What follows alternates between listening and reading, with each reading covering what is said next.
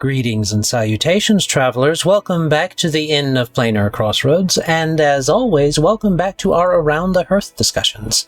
This time, we are discussing, of course, in our Showdown at High June, the fantasy Western. Not as widely explored as the space Western from last time, but hopefully we'll be able to cue in on those key tropes that we discussed in our first chat that really lend themselves to Western-style stories. Before we get into that, let's go ahead and do announcements. I'll start us off so everybody can think about what they want to do and talk about. I am Adam L. Spain with the Inn of Planar Crossroads. We have our current goal of getting to $100 per month support via any of the following means: Patreon, Subscribestar, Locals, or direct contact. So any of those worked. And once we get to $100 per month, we are going to be doing a giveaway, of course, as usual. That giveaway is going to be probably some custom dice, plastic, if we get to just the 100. But if you guys push us over, if we get enough over, perhaps we'll force ourselves to do some metal dice with our logo on it. So, you never know. But that is what we have going on at the Inn of Planar Crossroads, along with our, of course, collaborations. Let's go clockwise from me, which on my screen will be up, which is Josh. All right. Hey, I'm Josh, Copper Dragon Games, out there on YouTube making videos and talking about role-playing games, usually 5e and virtual tabletop stuff. Currently working on a 5e variant called Rosetta 5e, playtesting it with some friends and Patreon supporters, and always looking for new people to jump in the game. So would love to have folks come over and join us. Super excited to be part of this chat as with the others. Let's go fantasy westerns. Yeah. All right. And then we're to Dan. Hello, everyone. Dan from Avenue Studios. You can find us on YouTube, Rumble, and anywhere you listen to podcasts. Biggest thing is live stream Wednesdays, 9 p.m. Eastern, and during these monthly collaborations with the Inn of Planar Crossroads, we are building a one-shot in Foundry virtual tabletop in our live stream, Adam, Jacob, and myself, in utilizing some of the stuff we talk about each month. So for Showdown at High June, we will be working up a Western one-shot, and then at the end of the month, we'll be playing it live, and our supporters between Locals and Patreon get entered into a raffle and selected to play as the players in that playtest. So if you want to become a part of that, join the ever-growing force known as Avenue Studios, and I'm definitely ready to add some magic to the Western. Let's do this. You know me. All right, well, our last guest is the person that we were shouting out last month. Scrat, what you got? This is me. It's the Squirrel from A Squirrel Plays, where I'm over there on YouTube. We talk about TTRPGs, video games, and ever so slightly a little bit of cinema. We talk about plot, characters, world building, that kind of thing. And then on the more game side, we'll have a chat about mechanical side of things. But the idea of the channel is to build a community where people can share their own creations. For example, I guess by the time this episode goes out, there will be a video about where I just grabbed other people's characters and shared them, like Grug. He was a fun one. So those guys made some pretty fun characters. So it's been a wild ride. Cool beans. All right. Well, those are all of our attendees and announcements. We usually have our shout-outs with Levi's shout-out, or Levi's spotlight, but he's a little under the weather. However, if you've been watching, would have known that we have been still doing a shout-out. We're shouting out our attendee who was here last time, had to duck out because he's running some games. He is Jacob from Avenue Studios, going full-time GM. So you can find him on Start Playing, and he's got 5 games, as of recording, he's got 5 games upcoming. Still seats left in him as of right now. But just keep on that and see. He will be scheduling out more, I am sure. So enjoy that. And he runs a good game. I'll put it that way. Runs a good game. So, all right. That's what I've got as far as our shout out. That means we're done with announcements, done with spotlights. It is now time to say, come on in and sit down, travelers. Grab a seat by the hearth and your preferred beverage. Join us as we discuss the fantasy western. Skål. All right. So, we're going to start off with our reading of Levi, who couldn't be here, of course. He made sure to give us points for each time, so point for this time is... The feeling of a fantasy western can exist in portions of many existing fantasy settings. Getting to the edge of an existing country where the laws are more enforced by the local people rather than by officials. Throw in some extra tropes, and you have a western arc. There you go. Yeah, you hit on some things we've been talking about. Yep. And that does bear out. His recommendation does bear out. I would add to it that if you want to keep the Western feel, you're going to not want to dip too far into medieval. You're going to want to keep it a bit more modern. But an easy way to make a Western feel fantasy is to just add a bunch of races. Right. That's an easy way to do it. In a certain way, you could say Dark Sun could be made to feel like a very Western style game, because you've got different indigenous tribes. Well, they're not really indigenous. You've got different tribes of different people, things to watch out for, those scary elves that run the plains and stuff like that. And all of that can be borrowed and mechanically worked with to make into a fantasy western. And the fun thing about fantasy westerns is you can do like my final thought from last time with Alkenstar, with not Alkenstar, that's a fantasy western. You can do that with Outlaw Star, because there are the caster shells. That's literally what they're called, and he has a gun that shoots caster shells, which basically shoot concentrated magic.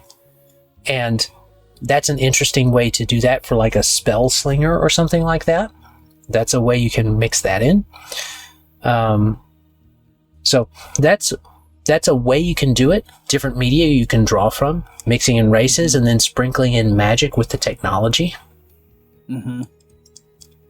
I wanted to throw out a thought to you guys, see what you think about it, because we've mentioned it a couple times, so I hate to shout it out again, but I will, because that's what we do. Outlaws of Alkenstar was a 10-ish session campaign that we played on our channel, and in Pathfinder 2nd edition, in the Outlaws of Alkenstar setting, and it ended up, I don't know that we necessarily intended to do it from at the start, but it definitely ended up being very much a Western and very low magic.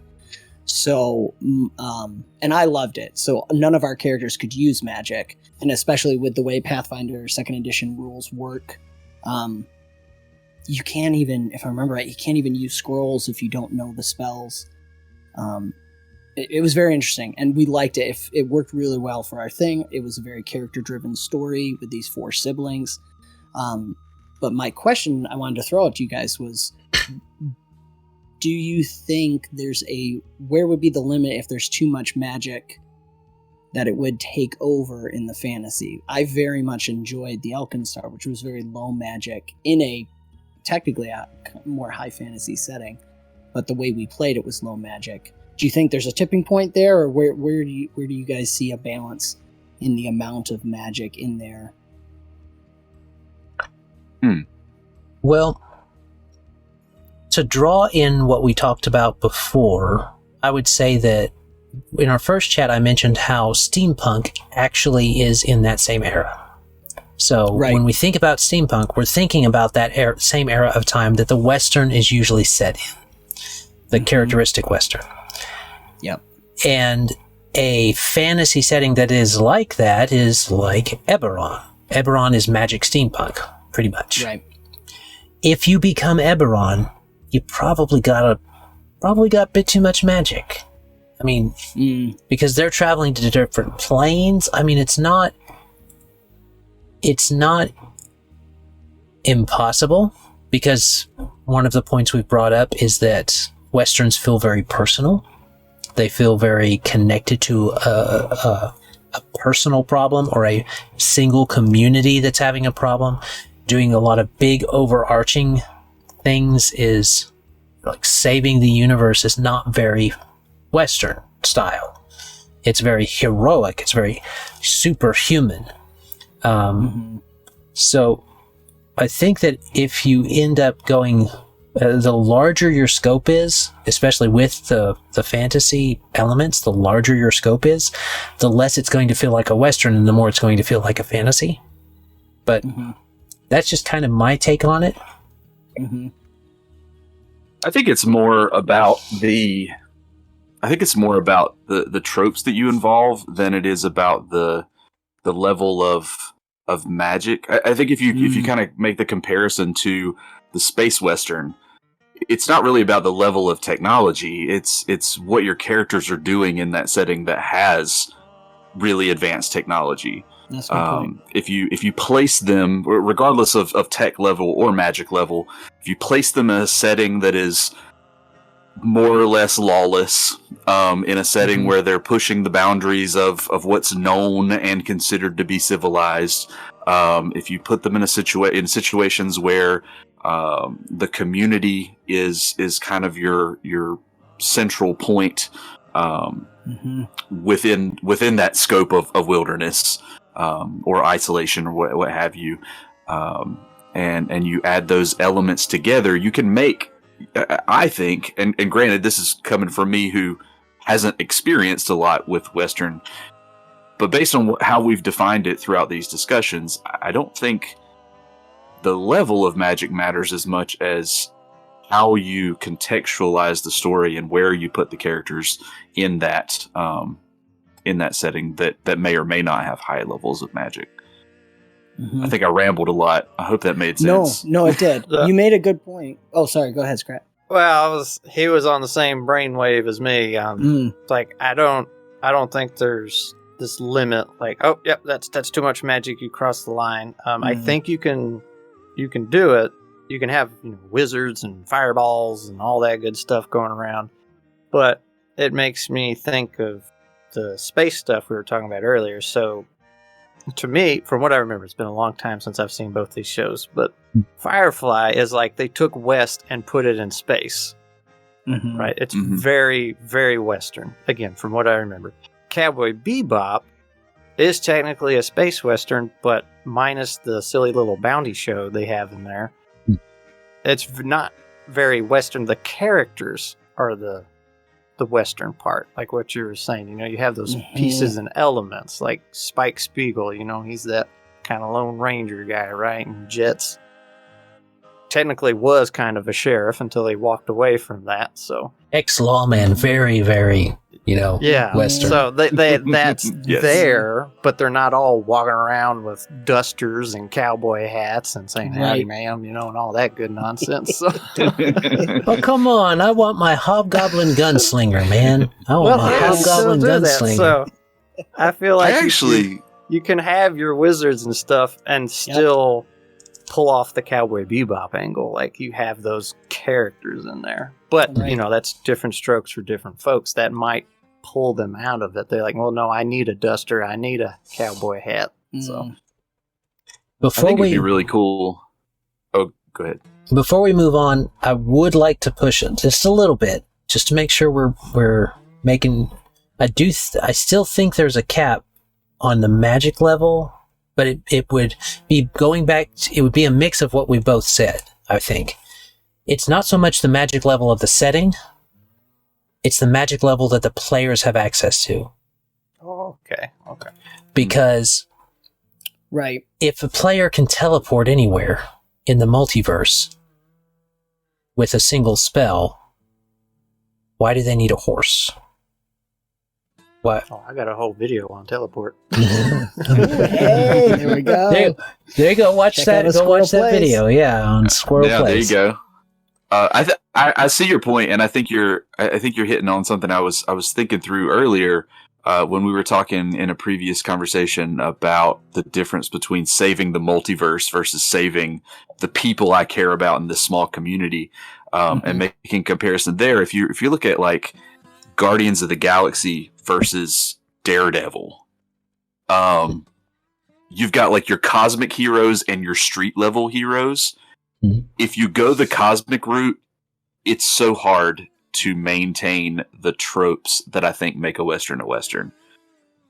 But if you're going street level, all that cosmic stuff can still exist in the setting, but your street level heroes are the ones that are doing the Western style stuff. That's the Western storyline. Or at least the easiest way to pull it off. Sorry for the hardcore Marvel Oh no, do it. references, but Let's do it. Well, Wesley's not here to make all the superhero references, so you got to pick up the slack. I just going off of that, what I was thinking as you guys were talking about the sci-fi and the Cowboy Bebop were really good points for the level. The caveat, which I think we're already hitting on, is that the idea in a Western a lot of times is the struggle with resources.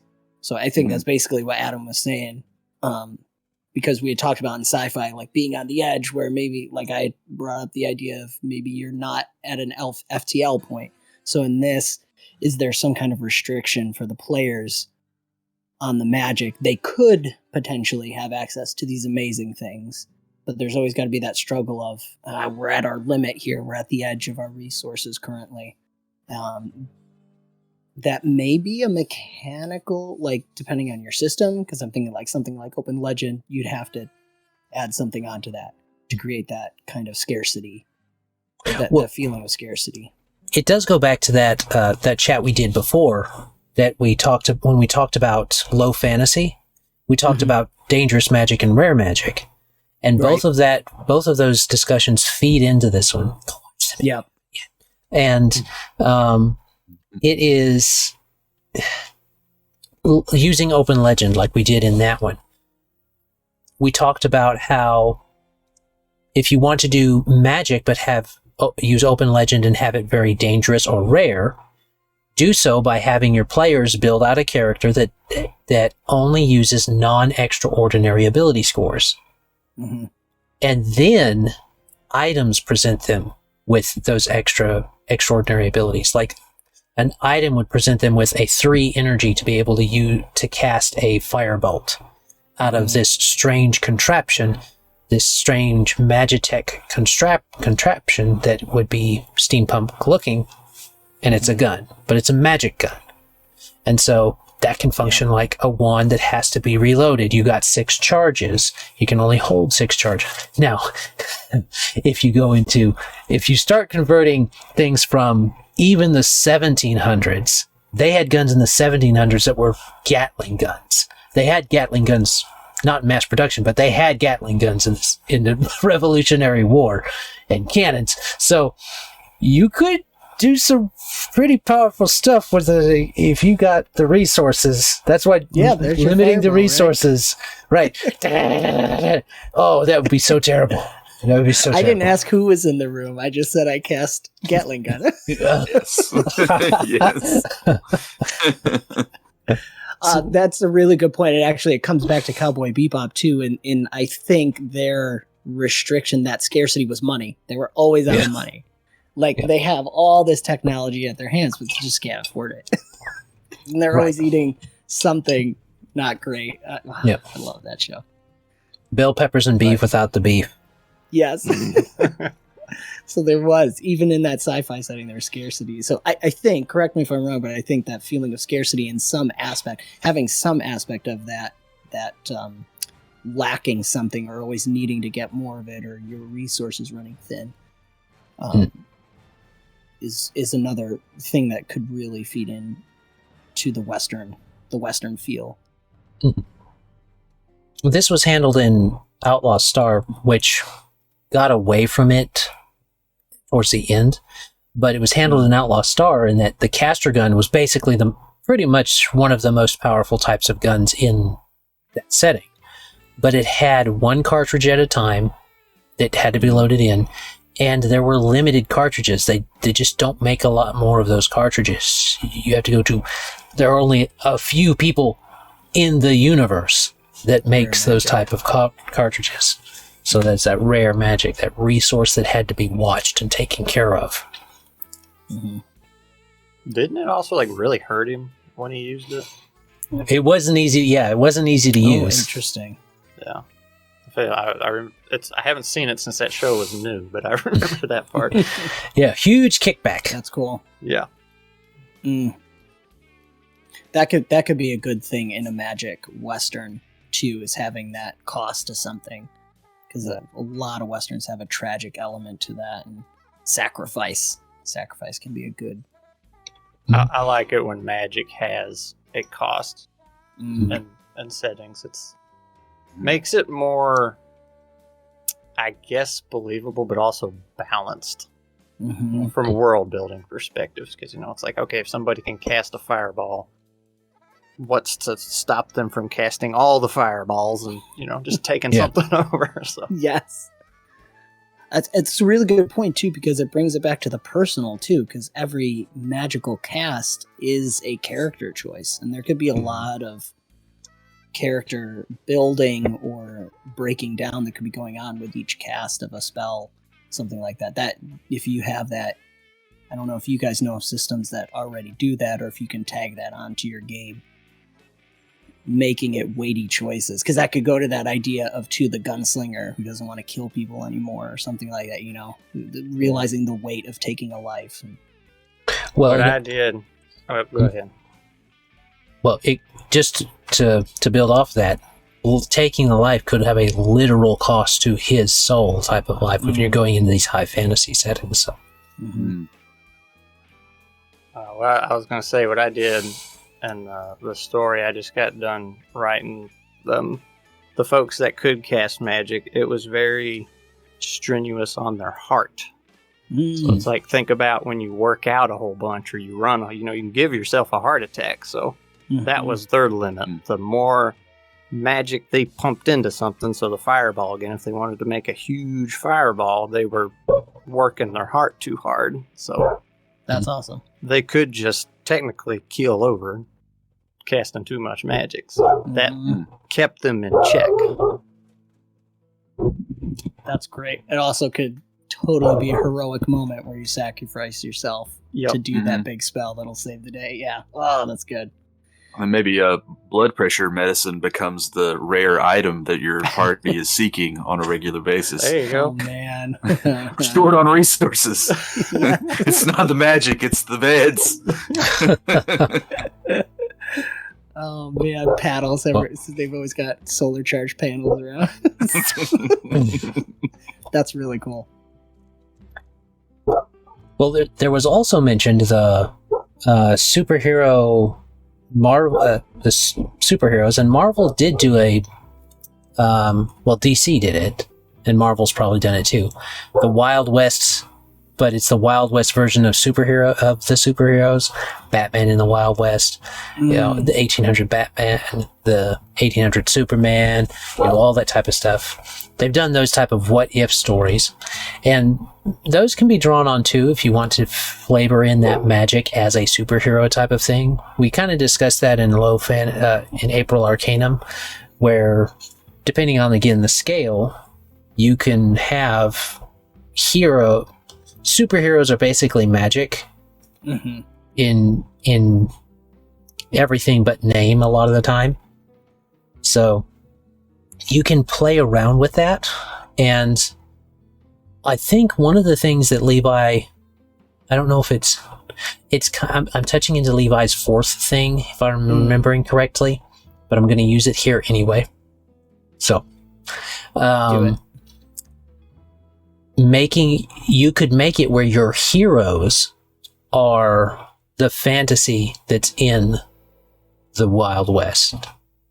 They are the part of it that's fantasy, and not necessarily the whole setting, just them And then again, that goes into the idea of rare magic feeding into the story of this Western. So that is an option. I still do like the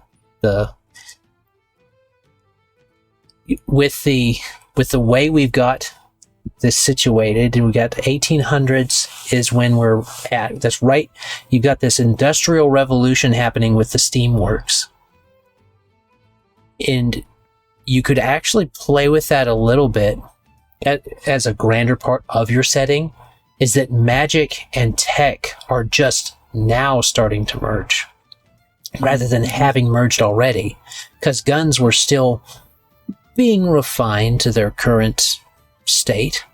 So maybe a gun that shoots a gun that shoots fireballs isn't designed to shoot other things, or these. So you have to have maybe a certain type of cartridge. You can bring back as we touched on before, the importance of components for your magic spells. Because one of the benefits that you might be doing with your guns is that you don't need verbal components anymore. You have them they're like shooting scrolls, basically. So you can make your stuff, but that's all you can do. It might be a good way to reflavor the Scroll Master from Pathfinder and earlier versions of Dungeons and Dragons.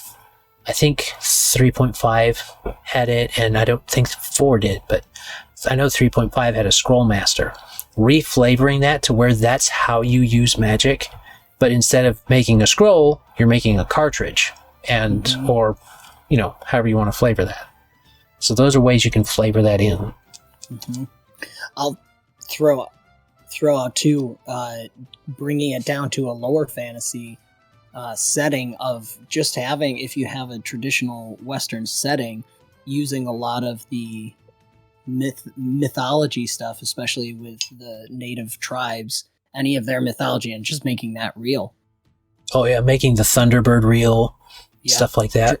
Even small stuff like dream catchers or putting curses on people. That's now that would probably be low fantasy, maybe low magic, rare magic sort of thing. But like, if you do something wrong and this native tribe puts a curse on you, that's actually going to have legit effects. Yeah, don't mess with the shamans and the native tribes. It works out. You can always throw a Wendigo in there or something like that, yeah. Oh, yeah. Those are always fun. Man. They're really good for a survival thing, too, because it's, out there, it's whoever went on the trail before you turned into a Wendigo eventually, ate the rest of his team. Well, there's lots of ways you can... It depends on which Wendigo you go with. I personally, for the weirdness of it... No, I'll save that for next time. He said weird, yeah. Where's that lasso? Go get that lasso. Rein them back in. Rein them in. I'll rein myself in. But I'm making a note of it. There's... The idea of using that is good. You have that rare type of low magic with it. And we've kind of already touched on the fact that the low magic only really has to apply to your players right then. The setting can be more magical. Even in the world today, we have high-tech areas and low-tech areas. So it is okay to vary that. And because you're going to be towards the edge, you're going to be getting these technological, magical advancements later than the cities and the big magical areas would. So it's not going to break your lore if you do it that way. But as long as you've got the buy-in with the players, it's fine. I was just going to throw out wild magic could be a good thing to create that frontier mystery aspect. Very wild West then. Right. You're on the edge. Who knows? These ley lines out here, they're or maybe they're just establishing themselves too. Like as the ley lines expand, it's kind of wonky out there at the edges. Oh, they're building the railways along those lines, Ooh, along that's the ley nice. lines on purpose because they want to power it through magic instead of other things. Right.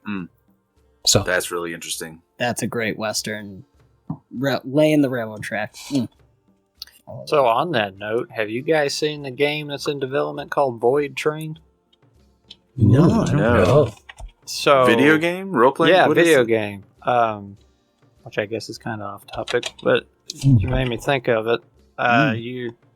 You're slowly building up a train, but you're technically on a track, but not on ground. You're just going through the void, and you're going through these different worlds, and it's kind of steampunky westerny, like you were talking about earlier. And I had it right on the tip of my tongue. What's the guy that designed all the weird monsters, like the the Cthulhu and all that? Lovecraft.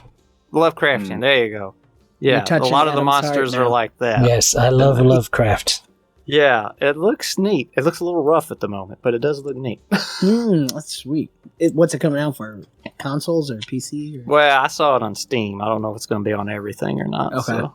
That's really cool. Wood Train on Steam. Void Train. Yeah. All right. Well, supposed to come That out sounds soon. Really cool. I was just pulling it up. You guys do this.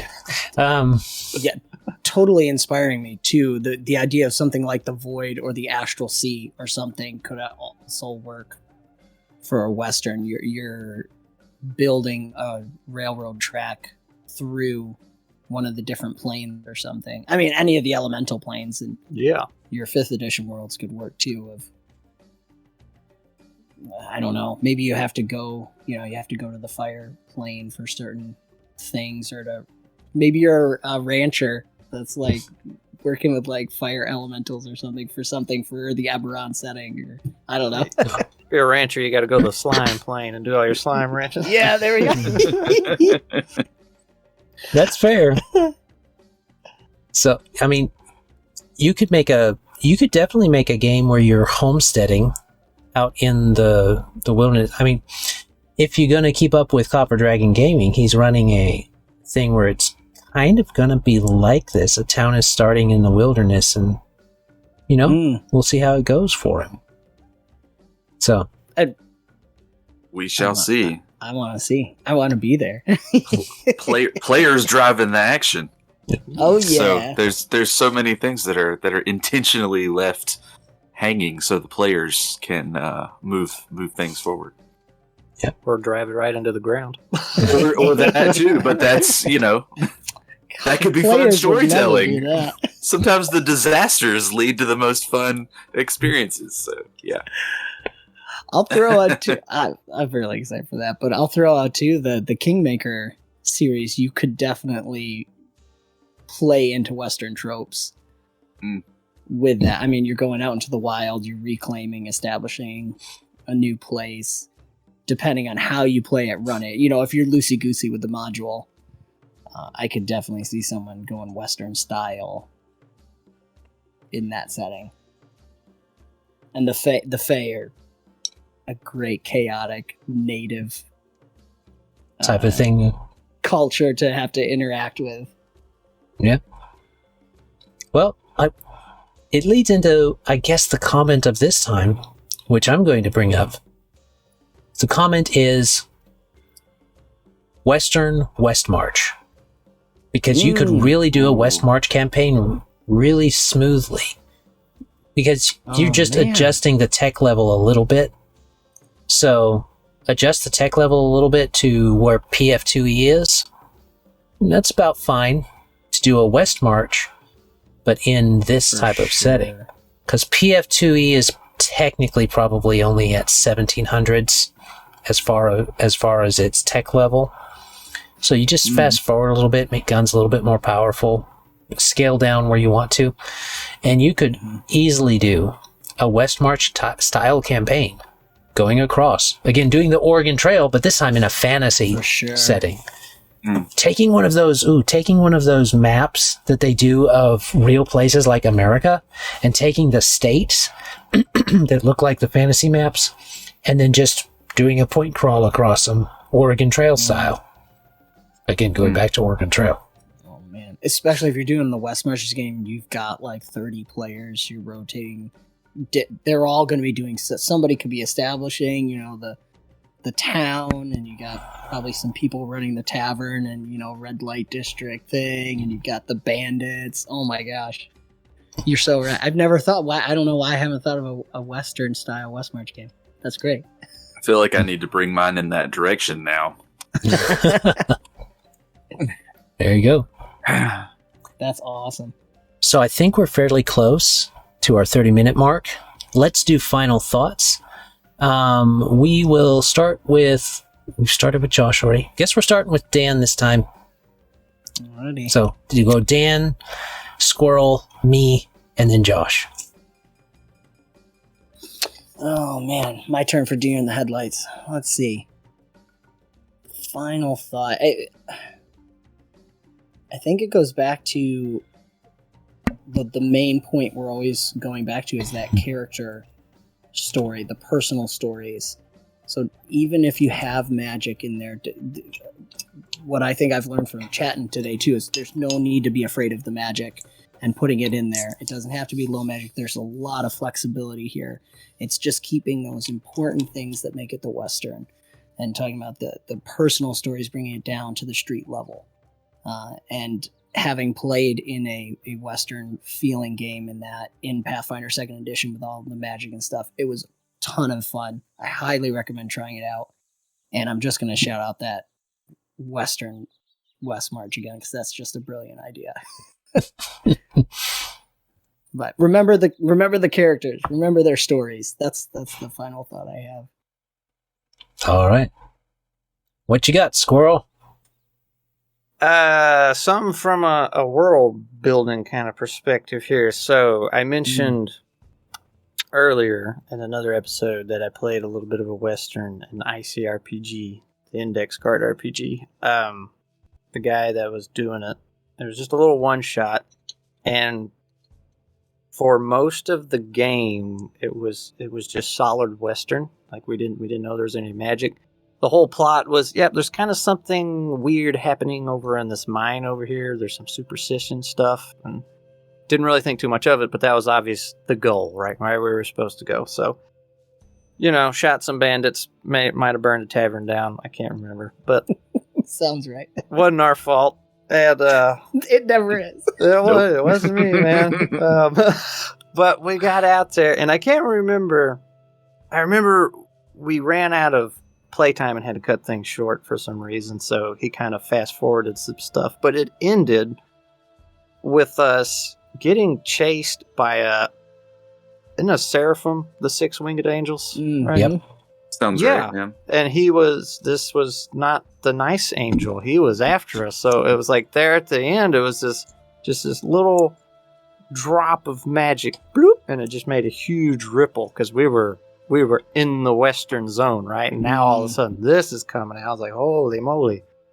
So I think, and it's, it's kind of opposite of what I was saying earlier. Like, you can have all the magic you want, but I think it can have a huge impact to drop just a tiny bit of magic in a Western setting.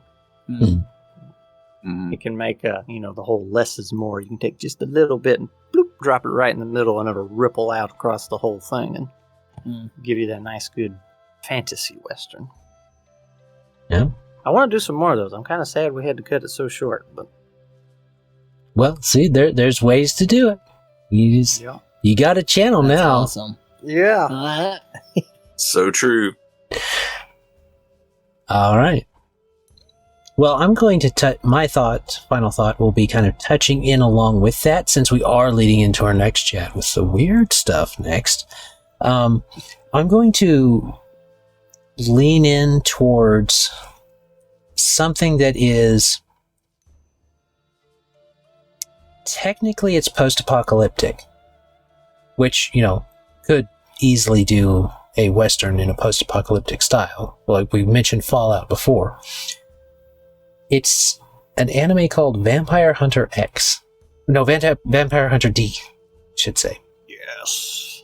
So that's technically post-apocalyptic. It's technically got a bunch of fantasy in it, though. Because there's vampires, he's a Damphir, he's got a cursed hand. I mean, there's a lot of magic, but not a lot of people have the magic. This is one of those moments where it's more like your characters are bringing the fantasy. Your characters are the fantasy. A fantasy concentration. If you're playing somebody like D, who is the vampire hunter. But not everybody else really has magic.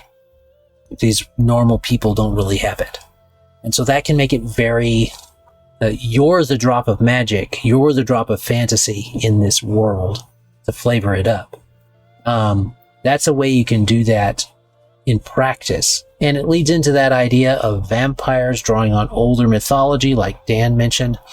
We would be remiss if we did not also mention that Mush and Jacob talked about you had to have a steed in the game, and the steed that she was very adamant about was like a Pegasus or something like that. I'm sure she would have accepted unicorn too, but yes, I guess it's flying unicorn. So an alicorn. I just made my wife watch Vampire Hunter D about a month ago. It's such a pretty movie, but it's so weird. It is. It is weird, which leads into our next chat of Weird West. So just priming you viewers for that. But before we get to that, we got to get Josh's final thoughts for this one. So. Oh, all right. I guess I'm wrapping up here. I'll just end things by saying I would really love to see my wife would love this too, but a Harry Potter themed Western where your gunslingers are in wand duels. So are you... The idea of that is growing on me as we talk more about this fantasy Western. I thought you didn't like fantasy. I thought you didn't have any experience with Westerns. What's the deal here? Oh, I have none. See, Dan does the same thing. He comes into these chats and he's like, I don't know what I can offer, guys. I don't know how I'm going to like this one. By the end, he's like, you know what? We could do this. I love it. But see, having experience is very different from having ideas. I have no experience, but the more we talk, the more ideas I come away with. So I'm excited about let's try this and this, or this combination of genres, or this combination of whatever. I've never done any of it before. It just sounds cool. Absolutely. So they got all their wands and little gun holsters on their hips? Yes, absolutely. And they have to pull out the wand to do the little spin thing. Yeah. Right? Before they shoot the spell. That's the Well, 1800. Now, do you want it specifically with Harry Potter, or would just any kind of wizard duels and stuff too? Well, I don't know. I was just picturing Harry Potter with their little what's it called? Their little Hogwarts cloaks, just kicking them to the side Put them to the side to reveal their wand holster. It's kind of ridiculous, but also it sounds awesome. You know what? If they did a show where it was just called Duel or something like that, like a 3-episode thing or something, and they said it, and it played it straight as a Western for the first 30 minutes of these hour-long episodes, and you're in the first episode and it's 30 minutes in, and they get to the first duel, and everything plays straight for a while, and in the background there's just a few sprinklings of things that seem a bit different, but not necessarily magical. But then they get into the duel and they go out, and this is the first time you see them pull their duster back over their large handled wands. And when they draw, there you go. They just sling it out like that. Shoot from the hip. And for Mush, instead of owls and cats, it's different types of horses you get. Of course, yes. Your horse is your thing. Painted horse. Oh, that's so cool. That's pretty good. Like a Native American on a painted horse, riding along. with his. And He doesn't. One character gets a mule. That's All right, fine. I see where this is going. All right. But all good points. Got to come to the end, though. So, we appreciate you viewing. And, as always, have a great day. God bless and enjoy. Bye. Bye. Bye.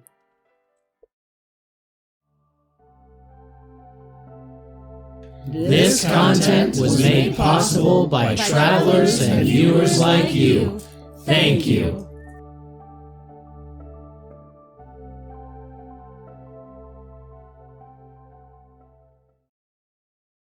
It was so good because the wife is talking to her husband. The GM is like, "No." No, I'll take the 11. I died laughing. So good. All right. Well, that one came through. So we're good. Beautiful. Put that back up. Let me see. Hold on, let me check some. So we're making okay time. We're making all right time. I'm roping y'all in, corralling the cats, all that stuff. It's all good. Okay. So you got Levi's thing we'll do in a second.